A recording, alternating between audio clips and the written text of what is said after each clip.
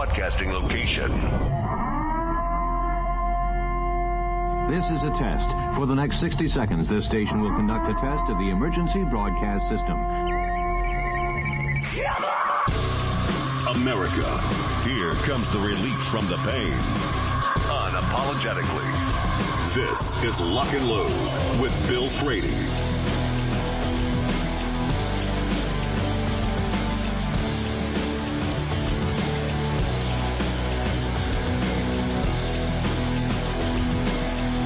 Hour number 2.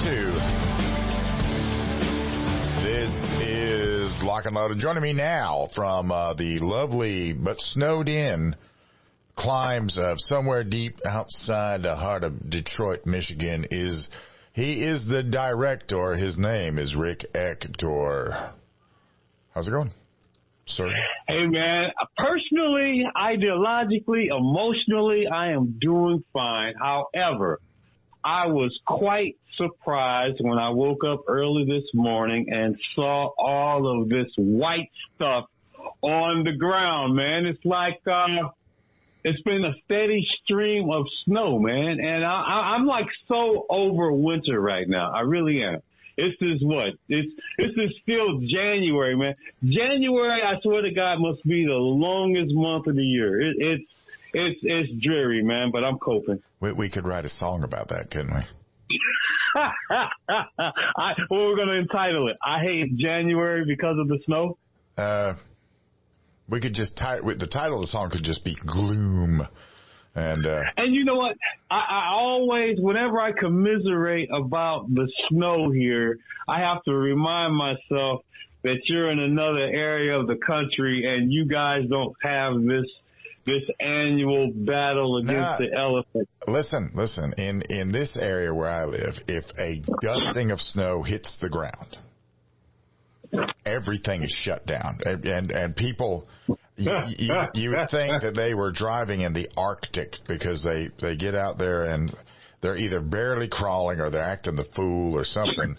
And every loaf of bread is gone, every gallon of milk is gone, every let's see, what's the other thing? Milk, eggs,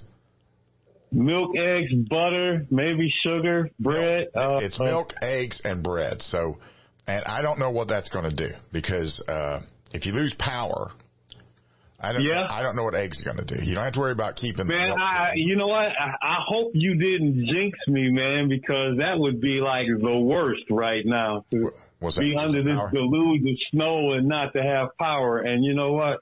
Weird things happen, man. I am knocking on wood and anything else around here that nothing like that happens.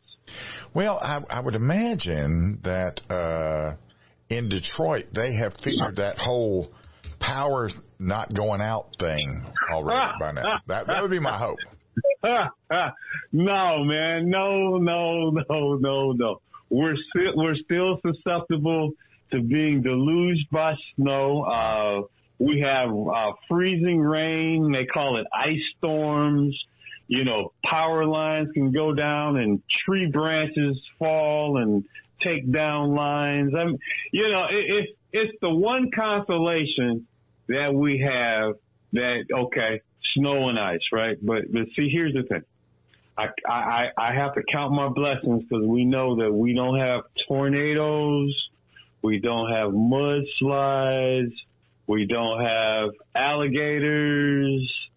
Or anything like, but we do have an occasional tornado, right? Okay, yeah. So, yeah, we have tornadoes and ice and sleet and snow and, yeah, so it's kind of like pick your poison, man. It is, yeah. So, I got you again, man. I just want you to know every time I come on, yeah, I'm always wondering, am I going to get him? And I got you again, man. Well, I mean, you just made me think about this. So what happens in Detroit when it snows? Does Detroit shut down, or do you guys just keep going along? Man, we keep it rolling, man. There was this one deluge that we had a few years back, man, and even for Detroit or Michigan, we got like an extraordinary amount of snow. It's kind of like the snowfall that'll hit you overnight. We must have had like maybe 12, 13, 14 inches of snow. I mean, we got slammed in like a 24-hour period. And the administration, they had said, well, no, we're not going to plow the streets. We never plow the streets. This is Detroit. This is Michigan, right? But see, he was not taking into account that this was so bad. I mean, it's even bad for our standards. Right. You couldn't drive cars down the street. It was a public safety emergency because police cars couldn't get into the street. EMS couldn't get into the street.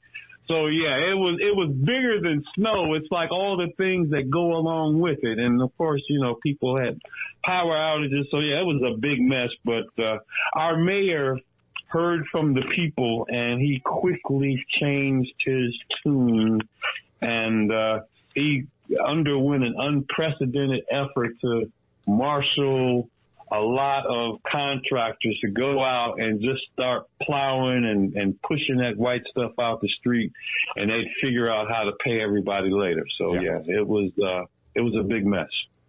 Okay. Well, I wondered about that. I mean, when I lived in Europe, right, it started snowing the first winter I was there. I got there in September. It started snowing in September, and it snowed every day until March from then on. September to March. Yeah. Wow. They don't miss a beat. They don't slow down a mile per hour. The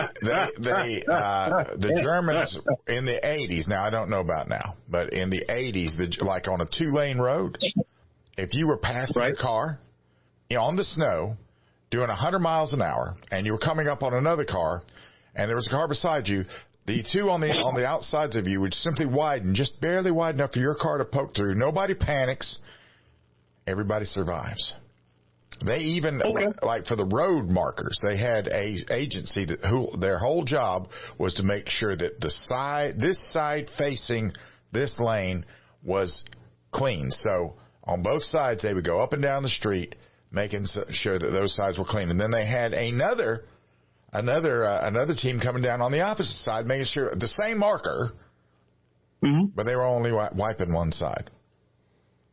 Okay, well, that makes a lot of sense. They have a system and it works, and people are still able to zoom down those Autobahn. They don't have the Autobahn, do they? Well, they had the Autobahn. I don't know if they still have the Autobahn, but like going through town where you would think like going through downtown Detroit. In Europe, you could do that in some cases, doing almost 50, 60 miles an hour. Okay, well, good, man. They're keeping it moving. Yeah. So I guess you're wondering what we're going to talk about today, right? The thought did occur to me. You know, as I am a firearms instructor and you do an awful amount of training on guns, whether we're talking about reviews, tactics, and the like, man, I'm going to switch it up just a little bit. We're not going to talk about guns, man. We're going to talk about another device that can be used offensively, or dare I say, some people even train to use it defensively. What device am I thinking about today? Well, I don't want anybody to think that I guessed this correctly just by that, but it's something we've never talked about that Rick brings to the forefront. We're going to talk about knife attacks when we get back, because we're coming up on the first break. And now, if you would be so kind, well timed. If you would be so kind, tell them how to find Rick Ector, the director. I am Rick Ector, director of the National Rifle Association. I'm on the board of directors. I can be found at Legally Armed in Detroit. My handle on most social media sites is Detroit CCW, whether it is Facebook, Instagram, Twitter, YouTube, or even, dare I say, IMDb. And, of course, you can find me every week here on Bill Frady's Lock and Load. Every week. Every time we do this, I get another listing on IMDb. We'll be right back. This is Lock and Load.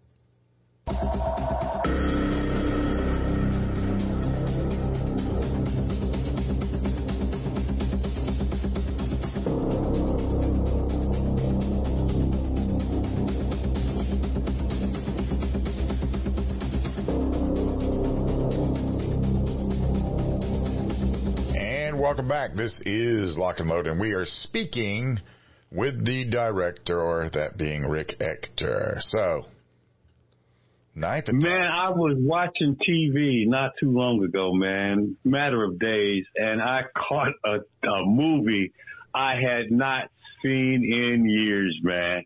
I saw, get this, West Side Story. Do you remember West Side Story? You don't.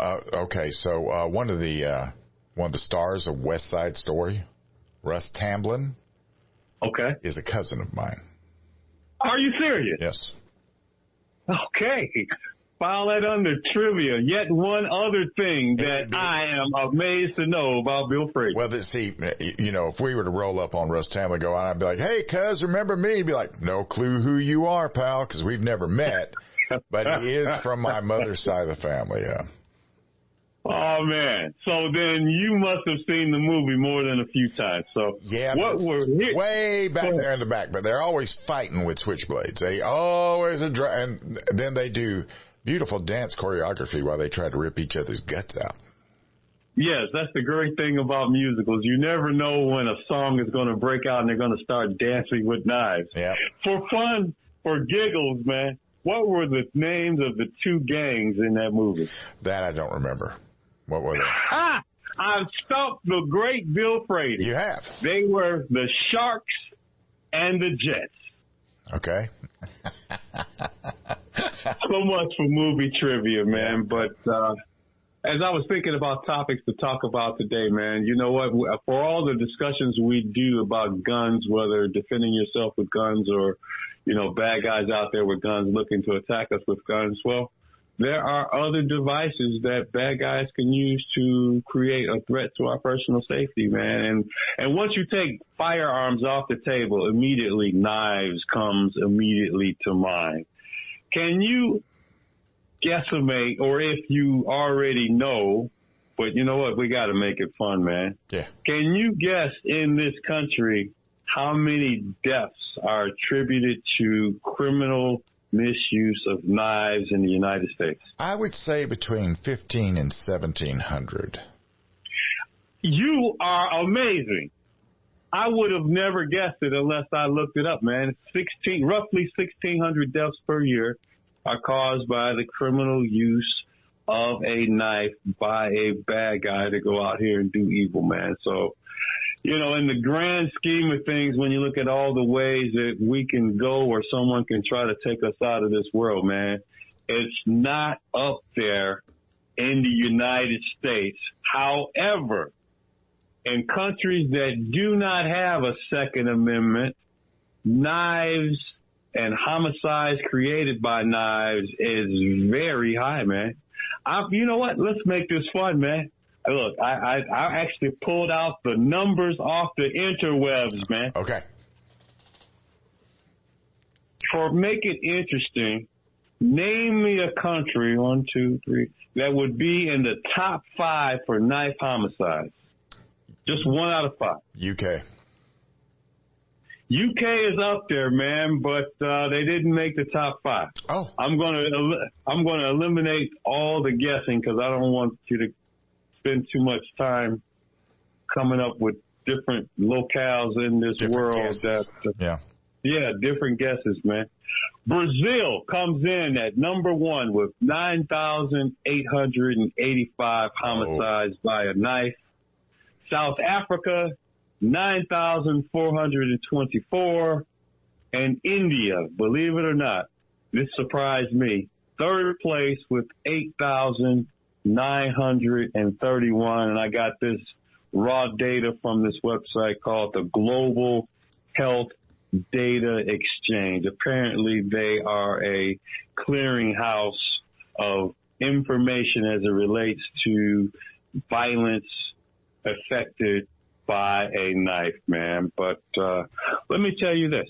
Well, let me better, make this interactive, man. I love the interactivity that we have between ourselves. Yes.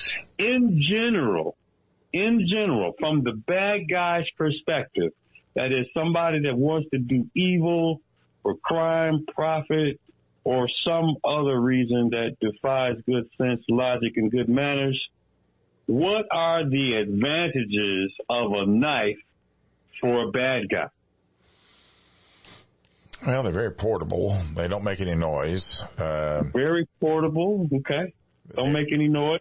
Most of your bad guy thugs, there aren't any, you're not going to find any guys with polio probably holding somebody up. So they're probably in pretty good condition, young men, right? Young fellas. So getting in close to somebody, getting in close proximity with that when they're going to be doing some stabs or some shivs or what do you call it? That's always to their advantage when they're able to get that tight. Plus, they're able to hurt you and at the same time rob you, and then they're off. And I don't know what the actual. I don't know what I would presume they would call that assault with a deadly weapon. It's still a deadly weapon. Yeah. It's still a deadly weapon, man. And you know what? But I mean, most places are not knife free. That's the other thing. Most places don't have a sign with a bar going through it saying, no knives allowed. You know what? They really ought to, man, because knives are potentially hazardous in the hands of someone who's decently adept at employing it for evil, man. Right. Some of the things that I came up with for advantages of having a knife from a bad guy's perspective, why bad guys actually like knives. One is that they're relatively affordable, man. Knives don't really cost a whole lot of money. I mean, you could get the so-called I'm going to create a term using your terminology. Yeah. You could get a Gucci knife, right? Yeah. You got my play on your Gucci gun term, right? Yep, I do.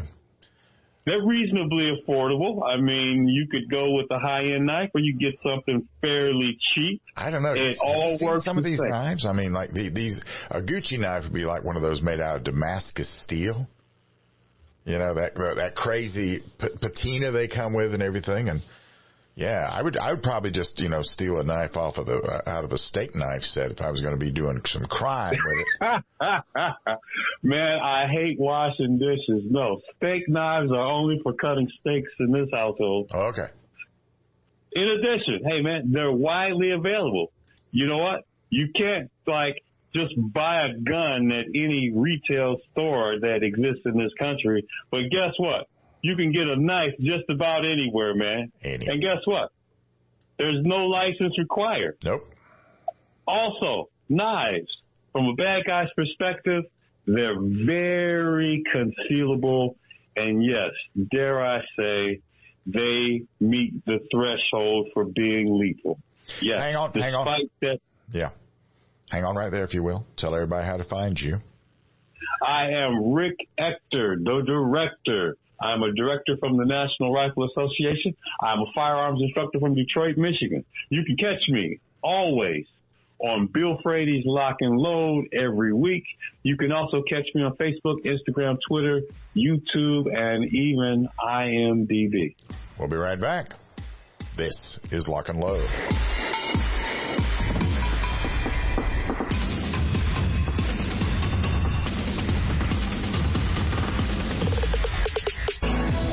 For over 25 years, Aero Precision has paved the way as a leading manufacturer of American-made AR parts. Aero Precision caters to the rifle builder by engineering quality receivers, handguards, and other essential parts.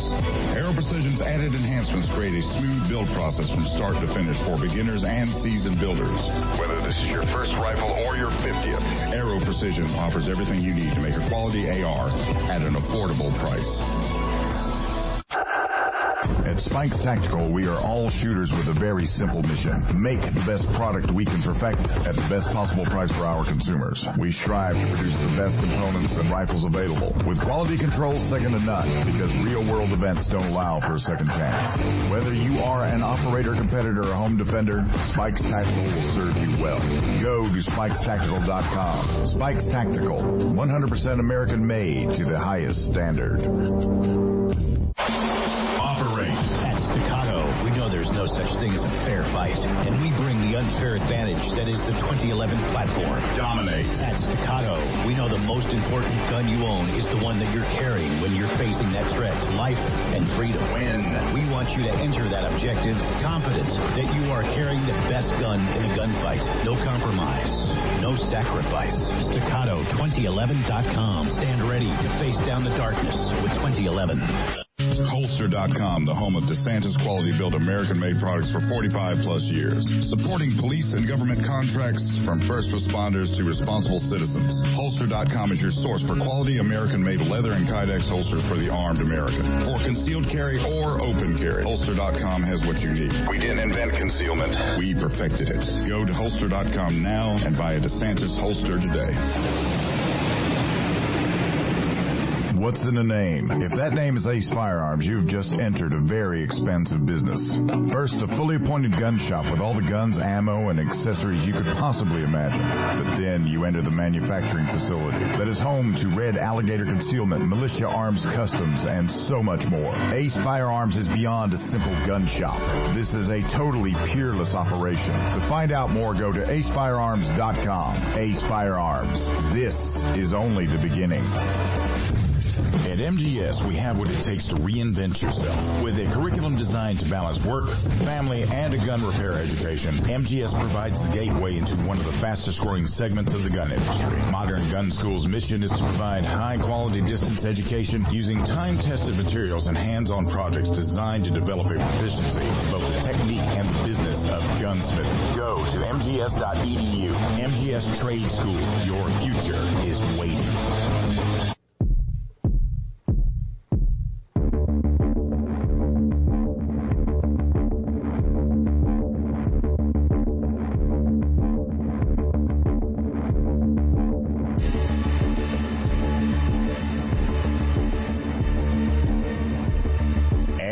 Welcome back. This is Lock and Load, and I am speaking with Rick Ector, the director. We're talking about knives.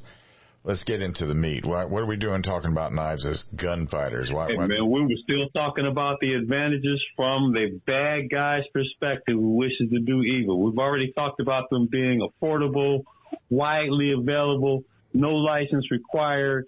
They're highly concealable. You mentioned, of course, that they create no noise to draw attention, and that they are, yes, indeed, highly portable. I still have a few of them left. You want to take a stab? Oh, get this. Did you get the pun? You want to take a stab at another one? Yes, I got the pun while I was grimacing in the pain of the thought of it. Was it that bad? You know, I've never been stabbed, and I don't know what it would feel like to be stabbed. I'm not really interested in finding out what I'm guessing it's going to be painful. I'm guessing it's going to be painful. Me too. And so to that end, yes, I do grimace. What were the other things that you wanted me to? What were you? Hey man, I'm gonna give you another crack at it, man. Give me another one. Another what? Advantage from a bad guy's perspective of using a knife. I would imagine they're easy to lose. You know, like if you're running down the street and everything and you throw it down like in a storm drain, it's probably going to get swept away. They don't weigh that much. They're easily disposable if you need to get rid of the evidence. And also, too, I thought you also said easy to use. Yes, They are incredibly easy to use. Trust me when I tell you that if you go to buy a knife, it will not come with an instruction manual. It's pretty fairly intuitive. It's relatively long and sharp, and your objective is either to stab or slash. I mean, one way or another, this is the way that you're going to get the business done. And, of course, with that stabbing or slashing, yes, it's potentially lethal. Also, too, a knife, like a firearm in the hands of a bad guy, can trigger a fear reflex in a victim. You know, they could see this device being used as a weapon against them, and they might dissipate any response in terms of actually defending themselves. And yes, you can do multiple strikes with a knife. No reloads required. It just depends on how much in shape you are and how many thrusts you can manage to engage in. Assuming, of course. What's that? Well, I mean, that's just the presumption being that you don't know how to fight with a knife. If you're one of these Filipino guys that have studied knife fighting, those guys will shred you up. They will cut you coming and going. You know? You know what? And that's good that you actually mentioned that, because that tidbit of information is going to come in handy in a few moments. What might you guess would be 2 disadvantages of using a knife? Well, it's close. You got to be close. Yeah. That's number 1. It's got to be close. 2, if it isn't close, and well, let's get away from the close part. Let's go back to something else. So the knife wounds normally are not fatal immediately. Okay. You're going to bleed. What you're going to bleed to death. Right. But that takes a while. It might take 4 minutes depending on where you're stabbed. Plus, you're right. You have bones that you got to get around. Sometimes you stab somebody like in the chest or something, you're going to hit a bone. You got a breastplate over the heart. So, and like I said, unless you're one of those guys that are trained and you know, right, you know exactly what to do. So, as far as it being a fatality weapon, it can be, but it's not going to be instantaneous. It's not going to cause so much shock trauma that you're going to be able to incapacitate somebody unless you start doing a bunch of sawing, but then you've got to hold on to them and do that at the same time. And if you're by yourself, there's probably going to be some protesting going on during that time. This is the point where I'm going to ask you for your opinion. Sure.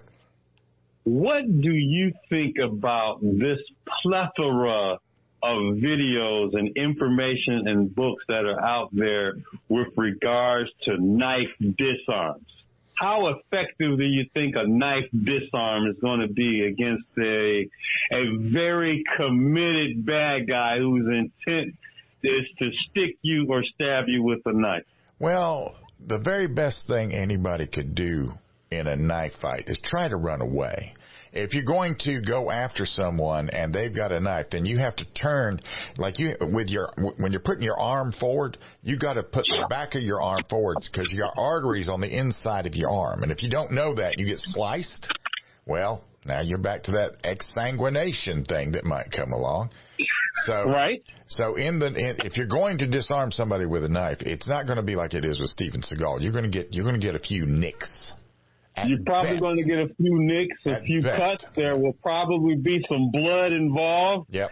Some of it was probably going to be yours. And we've already discussed the fact that depending on where you are stuck or stabbed, it could be exceedingly critical. Yeah. On the order of a few minutes before you get some trained personnel who can at least stem the tide. Ooh, another pun. Did you get that one? Stem the tide and the flow of blood gushing forth from your body. Hopefully I'm not being too descriptive here. No. But, it reminds me of a story. I was talking with an ex of mine, and she, during the time that I've known her, she was really against guns, and she just had this mental thing about guns. She thought that people that had guns they weren't, like real tough guys, they just weren't willing to just knuckle up with an adversary who's trying to attack you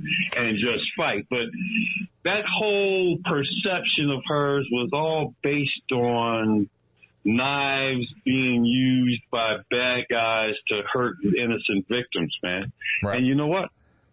My whole thing about the story that she shared with me is that she was with her current, now husband. They're married now, but they were out and about, and they got involved into a fender bender with a couple of individuals, and they were, in her words, they were scary, man. This one guy had tattoos all over his face.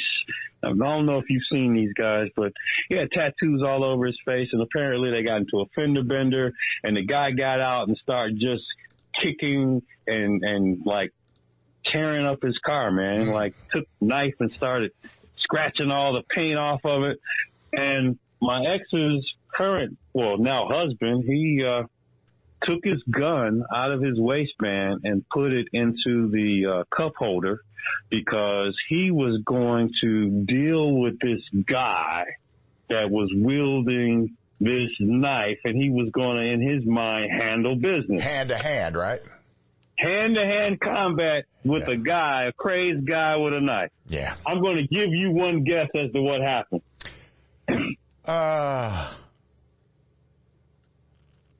I'm not going to give you the guess because I don't have time to give you a guess. I'll give you the guess when we get into the next in the next segment. Tell everybody how to find you. I am Rick Ector, the director from the National Rifle Association. I'm on the board of directors. I can be found on internet, the interwebs. I can be found as Detroit CCW. I'm on Facebook, Instagram, Twitter, YouTube, and yes, IMDb with Bill Frady. Yep, we'll get to that in just a minute. What do I think happened with that one? I have one thing I'll say before we go into the break. The reason hand-to-hand combat exists is because it was developed by a group of people that weren't allowed to have weapons. But you can bet when they were trying to learn how to fight with the empty hand, if somebody could have given them a sword, they'd been like, oh, now we're talking. We'll be right. Now we're talking. Yeah, we'll be right back. This is Lock and Load.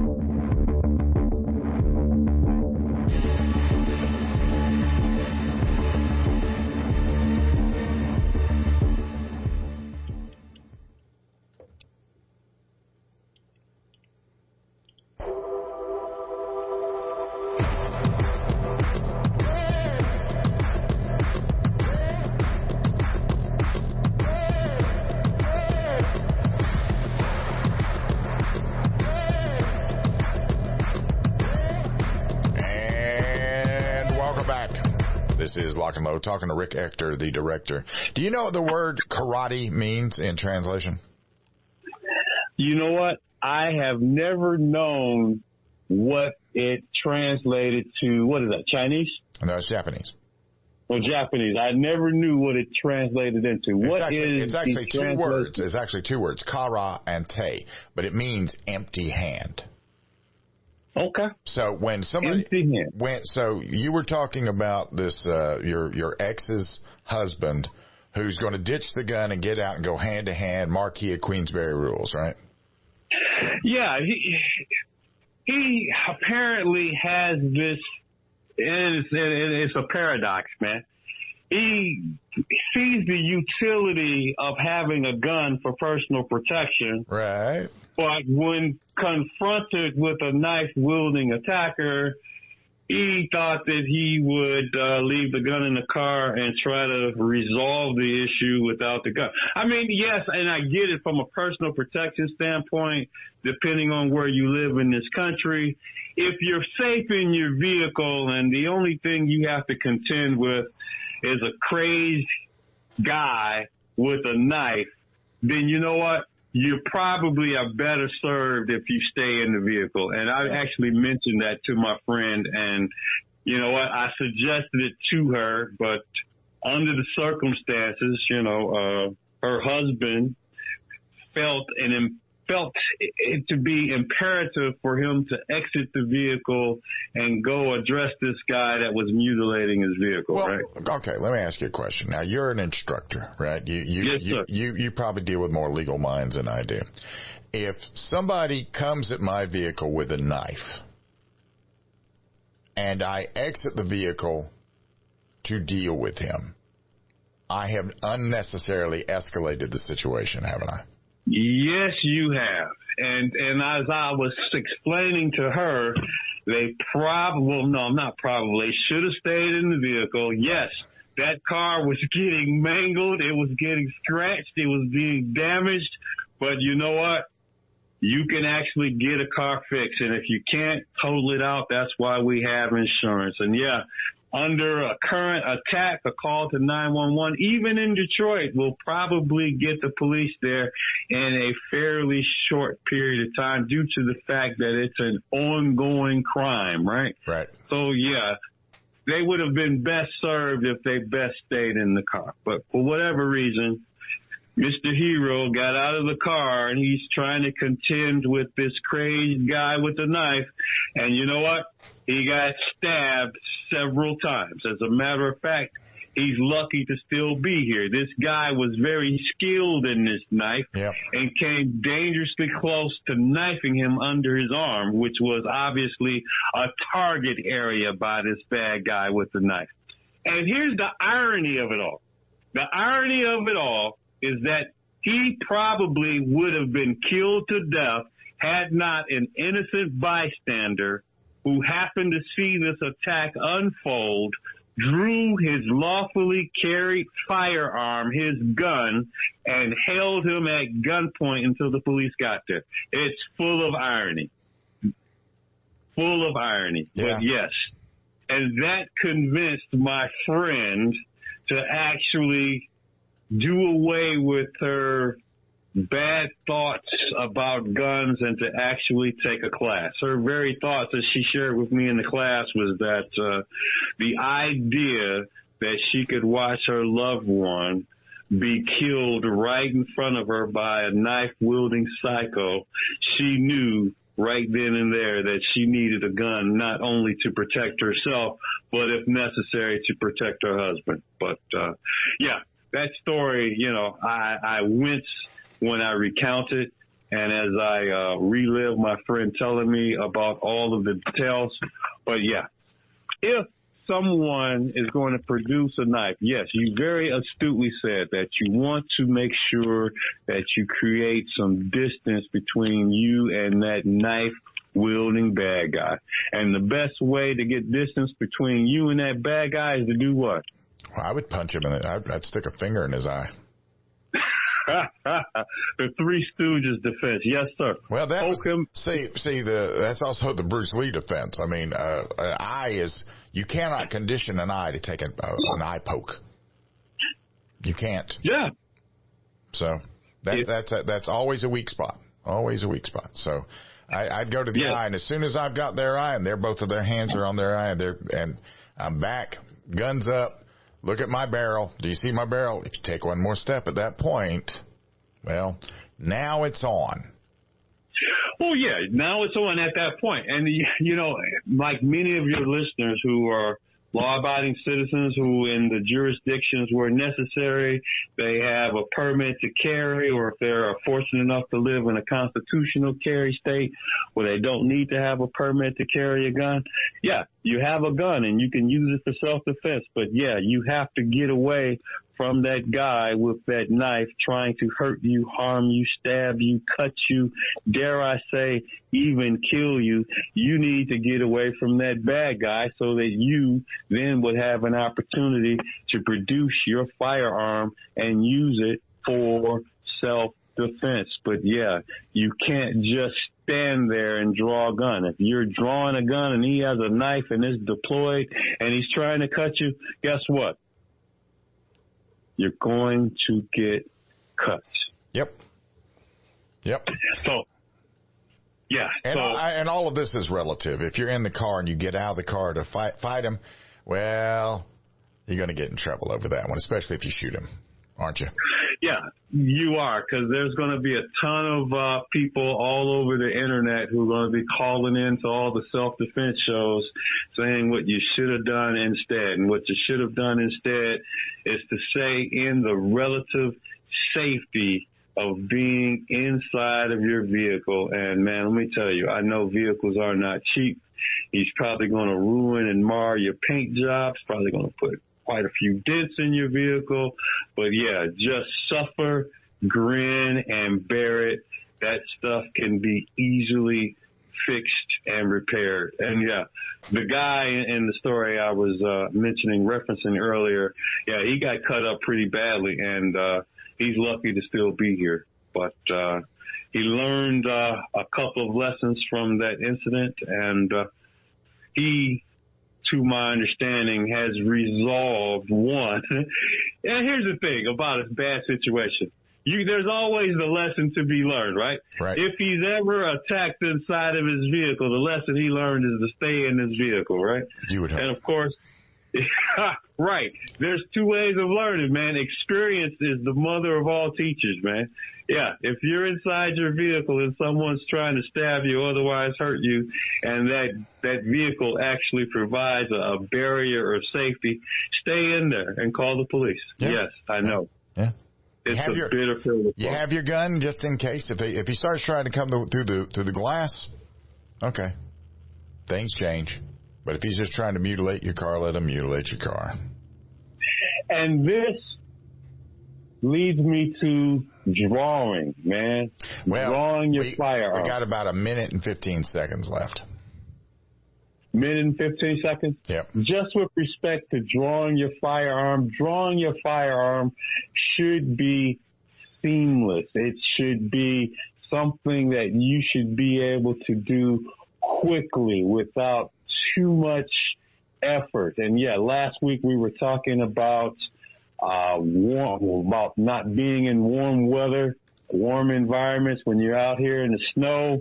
And if this type of incident was to occur like right now in the city of Detroit, when I literally have snow all over my front porch, yeah, you're probably going to need some time to get access to your gun, and you're going to need to remove those garments from your draw. You definitely have to draw fast, quickly, confidently, and correctly. How much time we got left? You got about 15 seconds. 15 seconds. I'll catch you on the other end, and we're going to talk a little bit we're out of time. We're out of time. You didn't know that was just that fast, wasn't it? Lightning fast. Lightning fast. But we will do part 2 next week, no doubt about it, because we barely scratched the surface. Tell everybody how to find you one more time. I am Rick Ector, the director. I can be found at Legally Armed in Detroit, Detroit CCW. I'm on Facebook, Instagram, Twitter, YouTube, and with my buddy on IMDb. There you go. Thank you for joining me today, sir.